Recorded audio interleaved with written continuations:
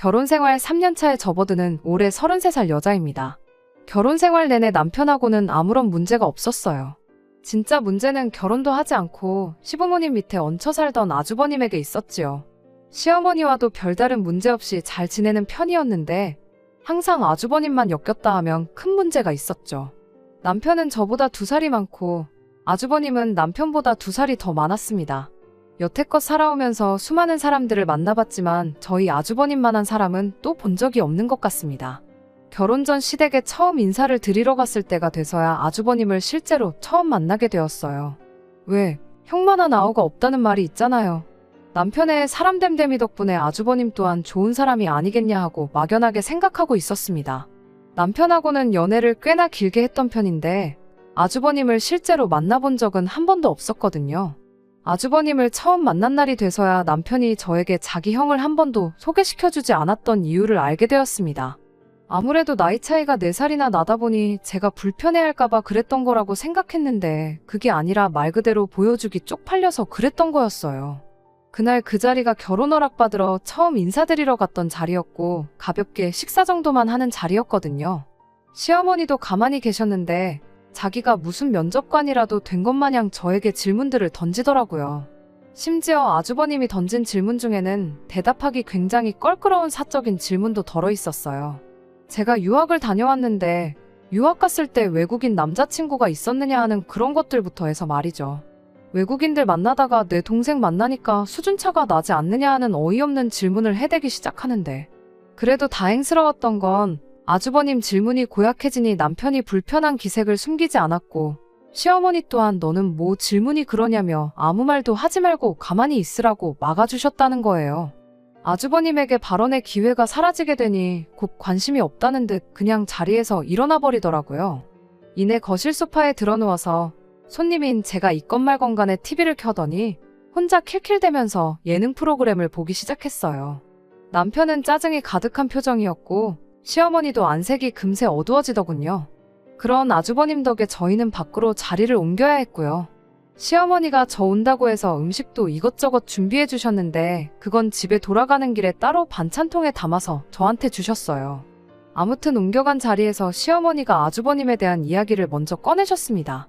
첫째도 둘째 마냥 자기 앞가림은 스스로 했으면 얼마나 좋았겠냐 하면서 첫째라고 집안 지원은 있는 대로 다 받았는데 혼자 노력한 둘째의 반도 못 따라간다며 한탄을 하시더군요. 그때 아주버님이 그 나이 먹도록 아직 제대로 된 직장은 물론이고 모아놓은 돈 또한 한 푼도 없다는 걸 알게 되었지요. 그때 취직해서 일을 하긴 했는데 1년 버티면 오래 버텼다 할 정도로 진득히 한 직장에 머물지를 못한다고 하더라고요. 들어보니 직장 동료들하고 관계도 안 좋고 그런 식이었어요. 그나마도 30 넘어서부터는 취직 자리도 잘 구해지지 않아서 요 근래에는 아르바이트하고 그러는 게 고작이었나 보더라고요. 취직은 이제 바라지도 않고 차라리 적당한 사람 만나서 결혼이나 했으면 좋겠다고 신세한탄을 하시는데 제가 거기다가 대고 뭐라고 딱히 할 말은 없더라고요. 다만 앞으로 결혼하면 아주버님과는 잘 지내지는 못하겠구나 하는 생각뿐이었습니다. 그래도 시어머니도 아주버님이 저런 사람인 거 잘 알고 계셨고 남편도 앞으로도 형님과는 얽히지 말자는 주의였다 보니 저런 아주버님 때문에 결혼을 다시 생각하거나 할 필요까지는 없어 보였습니다. 이후로 결혼식 때까지 아주버님을 따로 만날 일도 없었고요. 결혼 후에도 아주버님하고는 그렇다 할 교류가 전혀 없었죠. 허나 그런 아주버님을 피할래야 피할 수 없는 날들이 덜어 있었는데 아무래도 아주버님이 시부모님 밑에서 살고 있었다 보니 시댁 방문할 때만큼은 아주버님을 매번 마주해야 했습니다. 결혼 후 처음 맞는 시아버지 생신날이었어요. 주말에 어디 괜찮은 곳 예약을 해놓으려고 했는데 어머님께서 뭐하러 굳이 밖에 나가서 큰돈을 쓰냐, 아버님이 생일은 당일에 챙기는 걸 좋아한다며 퇴근하면 남편하고 저녁 먹으러 시댁으로 오라고 하셨습니다. 원래는 생신 선물 겸해서 용돈 하시라고 50만 원을 드리려고 했는데 아주버님까지 포함해서 5명 식사비 생각했던 것까지 해서 100만 원을 준비했어요. 퇴근하고 남편과 중간에서 만나 시댁으로 곧바로 출발을 했죠. 늦지 않으려고 퇴근도 딱 시간 맞춰서 하긴 했는데 그래도 퇴근길이라고 차가 막히는 바람에 예상했던 시간보다 20분 늦게 도착을 했습니다. 도착 예상 시간이 늦어짐에 따라 시어머니께도 언제쯤 도착하겠다 미리 말씀을 드렸었죠. 시댁 도착하니 시어머니는 식사 준비에 한창이셨어요. 혼자 분주하게 이것저것 준비하고 계시길래 저도 곧바로 외투만 벗어놓고 시어머니를 도왔습니다. 아주버님은 어디 간 건지 코빼기도 보이지 않고 혼자 준비하고 계시더라고요. 시어머니는 제 생각을 바로 읽기라도 하셨던 건지 쓴웃음만 지으며 첫째는 술을 아주 진탕 마시고 오늘 아침 돼서야 들어와 여태껏 꿈나라라고 하더군요. 그때가 평일이었는데 그때까지 자고 있는 것도 대단했지만 평일에 아침까지 술을 먹고 집에 들어오는 것 또한 대단하구나 싶었네요. 제가 어머님 앞에서 아주버님 흉을 볼 것도 아니고 같이 뒷담화를 할 것도 아니고 해서 그 말 듣자마자 그렇군요 하고 대화의 화제를 애써 돌렸습니다. 그렇게 시어머니 도와서 음식 준비 끝내고 상 다 차려놓고 식사를 시작했습니다. 식사 시작 전에 어머님이 아주버님한테 밥 먹으러 나오라고 깨우긴 했는데 아주버님은 그때까지도 방에서 나올 생각이 없어 보였죠.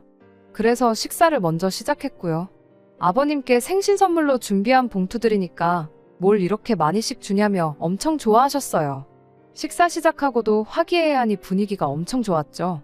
식사 중간쯤 돼서야 방문이 열리는 소리가 들리더라고요. 아주버님은 부시시한 머리에 눈곱도 떼지 않은 채로 자리에 앉더라고요. 그러더니 저를 보고 잔뜩 인상을 쓰고는 저한테 언성을 높이기 시작했습니다. 저보고 개념이 없다고 하면서 말이죠. 저 인간이 왜 저러나 싶었는데 고작 한다는 소리가 어른이 숟가락을 들기도 전에 밥을 먹는 게 말이나 되냐는 소리였어요. 말인즉슨 제가 이 집에서 제일 미친데 자기가 식사 시작하기도 전에 제가 밥을 먹고 있었다는 게 언짢다는 거였어요. 세상에 이게 무슨 미친 소리인가 싶었어요. 식사 시작 전에 어머님이 깨웠을 때 곧바로 나오지 않고 지 잠 깰 때까지 방구석에 처박혀 있던 게 누군데 저러나 싶더라니까요.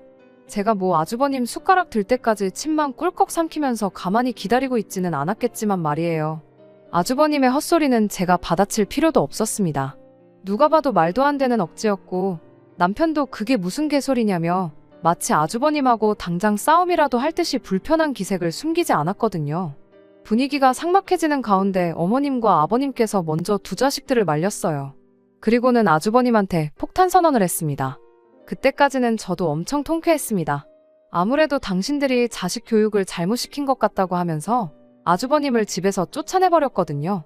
정신 못 차리고 사는 거 자식이니까 품어줬더니 똥오줌도 못 가린다면서요. 여태껏 대주던 생활비도 다 끊어버리는 건 물론이고 역으로 앞으로는 집에 생활비를 보태라고. 생활비 안 내는 순간 짐 싸서 밖으로 내쫓아버리겠다고 하는데 아주버님이 찍소리도 못하는 꼴을 보니 아주버님하고 몇 번 트러블이 있지는 않았지만 제 속이 다 후련했어요. 시부모님도 이번 기회를 통해 아주버님 사람 한번 만들어 보려고 했던 것 같은데 그때까지는 저도 쌤통이다 싶었는데 아주버님이 시부모님이나 저희 생각을 훨씬 넘어서는 사람이었고 역효과가 날 거라고는 그때 당시에는 아무도 생각을 못했습니다. 그날 이후로 아주버님이 아르바이트이긴 하지만 일자리도 구했고 과정까지는 다 좋았는데 돈이 생기니 또 그 돈을 홀랑 술 먹는 데다 써버렸던 거예요. 내야 했던 생활비를 못 낸 건 말할 것도 없지요. 평소 시부모님 같으면 그냥 넘어가셨겠지만 꺼낸 말이 있다 보니까 이번에 그냥 넘어가면 아주버님이 원래 모습으로 돌아오는 건 시간 문제라고 생각하셨는지 아주버님을 진짜로 집에서 내쫓아버렸습니다. 그 소식을 남편에게서 전해 들었을 때는 진짜 통쾌했는데 문제는 바로 다음 날이었어요. 쫓겨난 아주버님이 짐 싸들고 저희 집으로 찾아왔거든요. 퇴근하고 왔는데 우리 집 현관문 앞에 짐 가방이랑 그 옆에 쪼그려 앉아있는 아주버님 보고 식겁했어요. 저희 때문에 쫓겨난 거니까 저희 보고 책임지라고 막무가내로 나오더라고요. 시댁에 보내야 할 생활비를 내놓던지 아니면 저희 집 방 한 칸을 비우던지 하던가 해서 말이에요.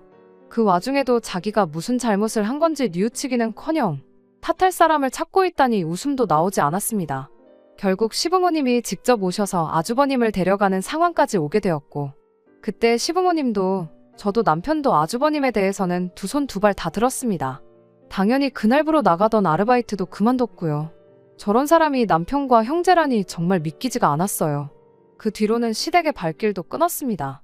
시부모님과 아주 연을 끊었다거나 그런 건 아니에요. 정확히 말하자면 아주버님과 연을 끊어낸 거나 마찬가지였죠.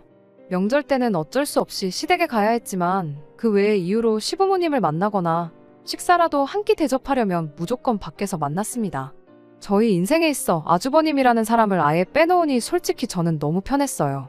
남편도 애초에 아주버님하고는 엮이는 걸 싫어했었으니 아무런 불만이 없었죠. 다만 시부모님의 경우는 예외였지요. 아무래도 두 형제가 서로를 의지하고 그러는 모습을 보고 싶었을 테니 속이 많이 상하셨을 거예요. 하지만 그렇다고 바뀔 의지조차 없는 아주버님과 억지로 사이가 좋아지려 노력해야 할 이유는 없었지요. 믿는 도끼도 아니고 믿지도 않던 도끼가 어김없이 저희 발등을 찍어대는데 시부모님 속상한 거야 충분히 이해가 되지만 저희가 어떻게 할 수 있는 게 아니었으니까요. 그렇게 얼마 전까지는 아무런 문제가 없었어요. 아주버님이 난데없이 결혼 소식을 들고 오기 전까지는 말이에요. 그 소식에 저희도 놀랐지만 진짜 놀랐던 건 시부모님이셨어요. 가망이 없다고 생각했던 장남이 그 어떤 신호도 없이 결혼하겠다 하는데 안 놀랄 부모가 어디 있겠어요. 심지어 그 아주버님이 결혼하겠다고 직장까지 구했다고 하더군요. 아주버님이 나이에 비해 경력이 전무했던 편이다 보니 구했다는 직장도 최저시급 정도 받는다고 해도 무방한 중소기업이었지만 시부모님은 그것만으로도 장족의 발전이 아니겠냐며 엄청 좋아하셨어요. 우리 장남이 드디어 정신 차렸다 하시면서 말이죠. 제가 성격이 꼬인 건지는 몰라도 시부모님이 저렇게 감동하는 동안 저는 저런 아주버님하고 결혼하겠다는 사람도 있구나 하고 놀랐어요. 저희 남편도 한가족이다 보니 시부모님처럼 생각하고 싶었겠지만 저랑 비슷한 생각을 하고 있었더라고요. 저랑 다툰 뒤 아주버님이 쫓겨난 이후에도 시부모님이 종종 아주버님이 취직만 하면 꼭 생활비를 받아내겠다는 식으로 말씀을 하셨는데 그 이야기도 쏙 들어갔습니다. 오히려 결혼하는데 집이라도 한 채 해줘야 하는 거 아니냐며 그 돈을 어디서 구해야 하나 고민이셨어요. 저희 결혼할 때 시댁에서 1억 지원받았어요. 1억 큰 돈인 거 저도 잘 알고 있습니다. 제 월급 가지고 숨만 쉬고 모은다고 해도 3년 가까운 시간이 걸리는 큰 돈이지요. 지원해주신 거 참 감사한 일이고 그 덕에 대출도 많이 줄일 수 있었지만 막상 아주버님 결혼할 때는 집을 해준다고 하시니 그게 못내 좀 서운하긴 했네요. 사족이긴 합니다만 저희 결혼은 반반 결혼했고 제가 모은 돈이 남편에 비해 모자라긴 했지만 부족했던 만큼 친정에서 1억 5천 지원받아 왔습니다. 아무리 아주버님이 시부모님의 아픈 손가락이라고 해도 가만히 있어도 알아서 잘하던 저희 남편보다 인생 헛살았다고 해도 무방한 아주버님한테 더 큰 지원을 해주신다는데 남편도 내색은 안 했지만 저랑 비슷하게 서운했었을 거예요. 시부모님이 집 해줘야겠다는 이야기를 꺼냈을 때 표정하며 그 주 주말에 잘 마시지도 못하는 술까지 마시고 집에 들어왔으니까요. 시부모님이 지나가면서 꺼냈던 이야기였긴 한데 장남이라고 집안 지원 홀랑 받았다는 이야기가 떠오르더라고요. 뭐 아무튼 좋은 소식은 좋은 소식이다. 남편도 시부모님이 큰 짐 하나 덜어놓으시는 거 아니냐 하고 금세 이겨냈어요. 좋은 점만 보기로 했던 거예요. 저만 마주쳤다 하면 시골에 풀어놓은 말 안 듣는 개마냥 으르렁거리는 게 우선이었던 아주버님이었는데 결혼 소식 이후로는 정말 사람이 달라졌거든요. 시부모님도 늘 괜찮다고는 하셨지만 은근 저희가 잘 지내기를 바라셨는데 이참에 아주버님이 정신 차렸다면 잘 못 지낼 이유도 없었고 서운한 마음이야 여전하겠지만 따지고 보면 시부모님 돈 시부모님이 쓰고 싶은데 쓰신다는 건데 저희 서운하다고 못 쓰게 할 것도 아니었으니까요. 하지만 아주버님이 결혼할 여자라고 소개시킨 자리에 다녀오고 나서 앞으로 잘 지내겠다 하는 기대가 하루아침에 사라져버리고 말았습니다. 은근히 궁금하기는 했어요. 어떤 여자가 과연 우리 아주버님하고 결혼을 할까 하는 게 말이에요. 그런데 막상 자리에 나가니 멀쩡하다 못해 외적으로 너무 괜찮은 사람이 떡하니 앉아 있었거든요. 과장 조금 보태면 연예인 누구를 닮았다고 하면 진짜 그렇네 하고 생각할 정도로 말이에요. 심지어 나이도 27살로 저보다도 훨씬 어렸어요. 예쁜 외모에 10살 차이 나는 어린 신부인 것도 모자라 집안 배경까지 좋았습니다. 부모님 두 분 다 전문직에 종사하시고 재력도 빵빵해서 집도 혼수도 다 여자 쪽 집에서 하기로 했다고 하더라고요. 그런데 그때부터는 놀라움이 아니라 점점 이 상황이 진짜인가 의심부터 갖게 되었어요. 사실 말이 안 되잖아요. 아무리 27살 아가씨가 세상 물정을 모른다고 해도 저런 사람이 모아놓은 돈은 물론이고 월급 200만 원 언저리 받는 데다가 집도절도 없는 우리 아주버님하고 결혼을 하겠다는 것부터가요. 결혼이 아니라 연애를 시작했다고 해도 안 믿었을 거예요. 아주버님이 외모가 괜찮으면 또 몰라요. 저희 남편이니까 그런 걸 수도 있지만 제가 볼 땐 저희 남편이 훨씬 괜찮거든요. 뭐 학교 다닐 때야 새님인 저희 남편보다 날티나는 아주버님이 더 인기가 많았을 수야 있겠지만 그런데 거기에 집도 혼수도 다 해올 테니 아주버님 보고 몸만 오라는데 그 상황에 제가 아니어도 의심할 사람은 한 트럭이었을 겁니다. 그런데 제 예상과는 다르게 시부모님은 이 모든 상황을 진짜라고 생각하시는지 어떻게 맨몸으로 아들을 장가 보내냐며 뭘 해줘서 보내는 게 당연하다고 당신들이 뭘 해주면 좋겠냐 그런 걸 묻고 계시더라고요. 그래도 정말 0.1%의 확률로 이게 진짜일 수도 있으니 당장 그 자리에서는 말을 아꼈습니다. 자리가 끝나고 아주버님은 예비 신부 집에다 데려다주고 오겠다고 그 여자랑 자리를 비웠어요. 어머님 아버님은 그 상황에 입이 귀에 걸리셔서는 아주 싱글벙글. 산통 깨는 것 같긴 하지만 제가 한마디 안 할 수가 없겠더라고요. 그래서 뭔가 좀 이상한 것 같다고 남편 옆구리를 쿡 찔러서 소근소근 말했습니다. 다행히 남편은 저랑 생각이 같았어요. 저 여자 뭔가 있는 것 같다며 제가 말하기 껄끄러웠던 것들을 대신 시부모님께 말해줬어요. 하지만 시부모님은 저희들 말이 귀에 들어올 리가 만무했죠. 암만 고슴도치 자식이라지만 자기 눈에는 우리 아들이 훨씬 훤칠하고 아깝다는 말을 하시더라고요. 남편과 저는 상황을 좀 더 지켜보자고 시부모님을 설득했어요. 시부모님은 그러겠다고 하셨지만 말뿐이었습니다. 정작 상견례 자리에는 저희를 부르지조차 않았어요. 저희 모르게 상견례까지 진행을 하고 얼마 지나지 않아서 결혼 준비를 시작했습니다. 그리고 그 과정에서 시부모님과 완전히 갈라서게 되는 일이 있었습니다. 얼마 전에 시어머니께서 급하게 볼 일이 있다며 저희 집에 찾아오셨어요. 장가보낸 아들 집에 시모가 괜히 들락거리면 부부 사이만 나빠진다며 저희 집엔 집들이 이후로는 한 번도 찾아오셨던 적이 없던 시어머니셨다 보니 그 방문이 보통 일은 아니겠다는 예상이 들었어요. 아니나 다를까 대번에 돈 이야기부터 꺼내시더군요. 저희 아파트를 담보로 잡아서 대출을 한 5억 정도 땡겨와 보라고 하는데 제가 들은 게 정녕 진짜인지 제 귀를 믿을 수가 없었습니다. 남편도 얼굴이 사색이 돼서 갑자기 웬 5억 타령이냐고 집에 무슨 큰일이라도 난 거냐 하면서 어머님께 되물었지요. 어머님은 단일에 주저함도 없이 그게 아니라 니네 형 결혼 비용 때문에 그런데 도무지 당장 10억을 구할 방법이 보이질 않아서 너네 도움 좀 받으러 왔다는 이야기를 꺼내시더군요. 저희 집을 담보로 5억을 받아오라는 것도 가당치 않은데 10억이라니 그건 또 무슨 소리냐고 대번에 되물었어요. 어머님은 상견례 당시 이야기를 꺼내더군요. 예비며느리야 우리 아들한테 푹 빠져있으니 그렇다 쳐도 예비사돈들은 결혼을 탐탁치 않아 했다고요. 하나뿐인 외동딸 시집 보내는 거니 당연히 집도 혼수도 다 해줄 수 있지만 우리 딸을 행복하게 해줄 능력이 있는 남자인지 봐야겠다고 했답니다. 그리고 그때 요구한 게 10억이 찍혀있는 통장이었다고 하더라고요. 그 말을 듣자마자 그때 당시 저희 의심이 확신이 돼버리고 말았어요. 그래서 시어머니께 이거 100% 사기라고 안 봐도 뻔하니 볼 것도 없다고 말씀드렸죠. 그런데 이게 웬걸 시어머니는 벌써 시댁집을 담보로 잡아서 5억을 내줬다고 하더군요.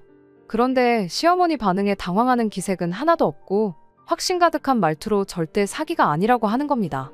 사돈 측에서 그 10억을 만들어 오라고만 했지 달라고 한 게 아니지 않냐고요.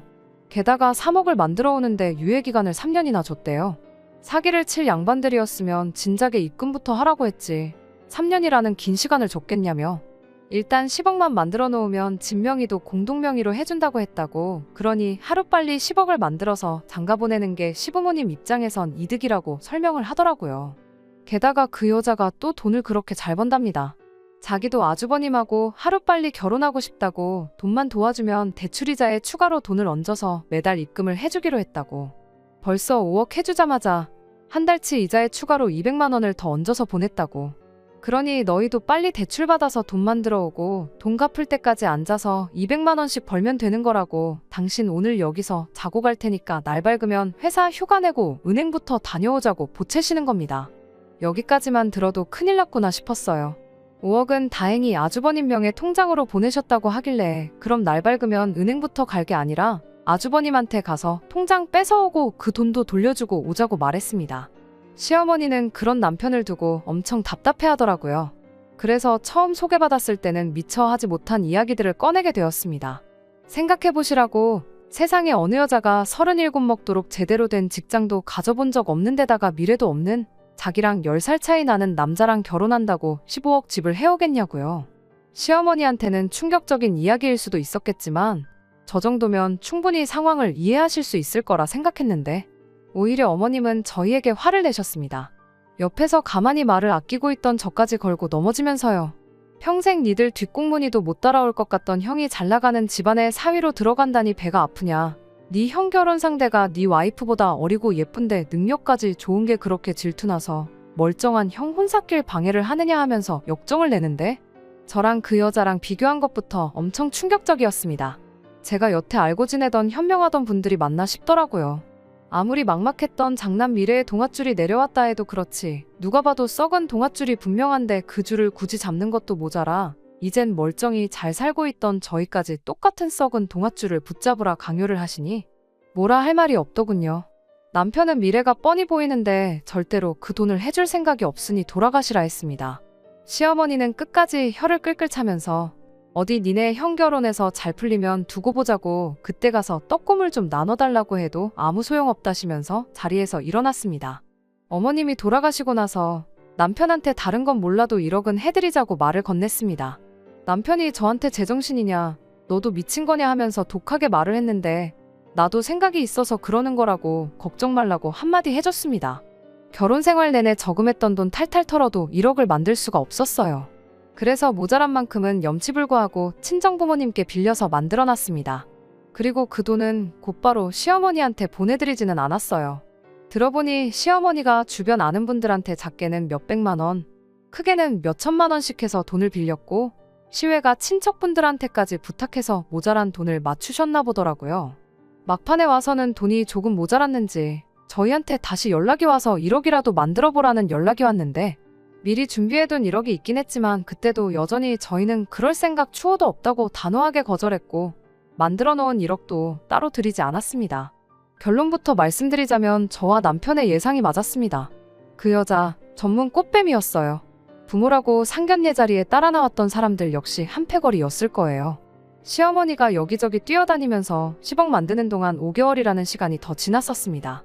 그 과정에 여자 쪽에서 아주버님과 결혼을 빨리 하고 싶으니 해주는 거라며 이자에 추가로 200만 원씩을 계속 보내주고 있었다고 하고요. 그 과정에서 돈 빌려준 시외가 친척분들도 똑같이 이자에 추가로 얼마씩을 받는 상황이었다 하고 그 당시만 해도 아주 온 집안이 잔치 분위기였답니다. 돈 많은 조카 며느리 덕 좀 보겠다 하면서 그 와중에도 저희를 두고 질투심에 눈이 멀어서 부모 형제도 저버린 자식이라며 저희를 나쁘게 말하는 것도 잊지 않았었죠. 애초에 집안 분위기 자체가 장난만 잘 풀리면 그만인 집이었더라고요. 둘째 키워봐야 아무 소용없다고 효도도 모시고 사는 것도 다 첫째가 하는 거 아니겠냐 그러는데 솔직히 그런 말 면전 앞에서 들으면 기분은 엄청 나빴지만 한편으로는 안심이 되었습니다. 저희 쪽에서 하지 않아도 먼저 알아서 연을 끊어주신 거나 마찬가지였으니 말이죠. 돈이 다 모이고 나서 여자 쪽에서 통장도 좋지만 현금 뭉치를 들고 가는 게 더 박력 있어 보일 것 같다고 아주버님한테 그 돈을 인출해서 가자고 꼬셨다네요. 아주버님은 싱글벙글 입이 귀에 걸려서 그 돈을 싹 다 인출했고요. 사위가 된 걸 축하하네 어쩌네 하면서 그날 술자리를 열었나 본데 평소에도 아침 밝을 때까지 멀쩡하게 술만 잘 마시던 남들보다 잘난 건 주량밖에 없던 아주버님이 그날따라 한두 잔 마시고부터 그 이후는 아무 기억이 안 난다고 하더군요. 단지 눈을 떴을 때 그 집 식구들은 물론 돈가방까지 온데간데 없었다는 기억 말고는 말이죠. 경찰에 찾아가 봐도 때는 이미 늦었던 거고요. 알고 보니 그 사람들한테 당한 아주버님 같은 사람들이 전국 팔도에 몇 명씩은 있다고 하더라고요. 애초에 돈 받고 이자에 얹어서 큰 돈을 줬던 것도 다 시부모님을 믿게 만들려고 했던 거였어요. 당장 몇천만 원 포기해서 이 사기극만 성공하게 된다면 10억이 굴러들어오는데 그쪽에서도 손해보는 장사가 아니었으니 사람들을 속이기 위해 큰 돈을 썼던 거였습니다. 사진 몇 장 가지고 맘먹고 잠적해버린 사람들을 어떻게 찾아내겠어요. 이미 비행기를 탔어도 지구 한 바퀴는 돌았을 만큼 시간이 지나 있었는데 말이죠. 결국 저희 예상대로 아주버님의 시부모님, 거기에 시외가 친척분들까지 그렇게 돈을 다 떼먹히고 마른 겁니다. 시부모님하고 아주버님이 당장에 당신들 좀 살려달라고 저희 집에 찾아왔어요. 키워봤자 소용없는 둘째 집에는 왜 오셨냐고 남편도 냉랭하게 나왔습니다.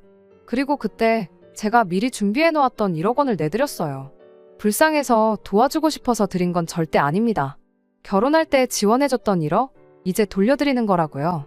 그리고 이제 이걸로 어머님 아버님과 저희 사이에 더 이상 금전적으로 그 어떤 것도 얽힌 게 없는 거라는 설명도 덧붙였습니다. 애초에 저희가 말렸던 일이었던 만큼 앞으로도 이 일과 관련해서 도와드릴 수 없다는 걸 확실하게 밝힌 거예요. 시부모님도 아주버님도 그런 저희 앞에 할 말이 많아 보였지만 당장 상황이 어쩔 수 없으니 그거 받고 조용히 돌아갔습니다. 그렇게 시댁하고 연 끊고 지낸 지도 벌써 몇 달이 넘어가네요. 간간히 시부모님한테 연락이 오고 있긴 하지만 애써 다 무시하고 있습니다. 그건 남편도 마찬가지고요. 남편은 아직도 자책을 하고 있어요. 대로변에 드러눕는 한이 있더라도 시부모님을 자기가 뜯어말렸어야 했다고요. 하지만 당시 상황을 다시 생각해봐도 저희가 무슨 수를 쓴들 시부모님을 막을 방법은 없었을 것 같아요. 남편한테 시부모님한테 1억 돌려드리고 완전히 연을 끊어버린 내가 원망스럽냐고 물어봤는데 다행히 그렇지는 않답니다. 오히려 그 와중에 그 큰돈 내주고 깔끔하게 금전적인 관계를 정리해줘서 고맙다고, 그거 아니었으면 모르긴 몰라도 시부모님 빚을 우리가 같이 갚고 있지 않았겠냐고 하더라고요. 시부모님은 살던 집 내놓고 일단 친척분들 빚부터 갚아주셨답니다. 제가 드린 돈에 일부러 당신 대출도 원금 얼마를 줄였고, 아주버님도 시부모님 등살에 못 이겨 한 달에 이틀인가 쉬고 밤낮 가리지 않고 돈을 벌어오고 있다고 하더라고요. 아주버님 정신 차리는 값이라고 하기엔 너무 비싼 돈이 들었네요. 덩달아 시부모님까지 모든 걸 잃어버리셨고 말이죠. 뻔한 걸 두고 당한 사람들이 멍청하다고 하기엔 잠깐 주변만 돌아봐도 당하는 사람들이 너무 많은 것 같습니다. 제 친척분 중 한 명도 2년 전에 보이스피싱으로 엄청 큰 돈을 날리셨기도 하고, 제 직장 동료분 중에 한 분은 조직적인 투자 사기에 걸려서 여태 모은 돈을 몽땅 날린 사람도 있어요. 당한 사람을 탓하는 것보다 이런 일이 앞으로 일어나지 않도록 하는 예방책이 생기는 것도, 그리고 남을 속여서 돈을 갈취하는 사람들에게는 죄질에 걸맞는 강도 높은 처벌이 생기는 게 더 중요하다는 생각이 드네요. 끝까지 들어주셔서 감사합니다. 오늘의 사연은 여기까지입니다. 구독과 좋아요, 알람 설정 부탁드리고 더 좋은 사연으로 다시 찾아뵙겠습니다. 감사합니다.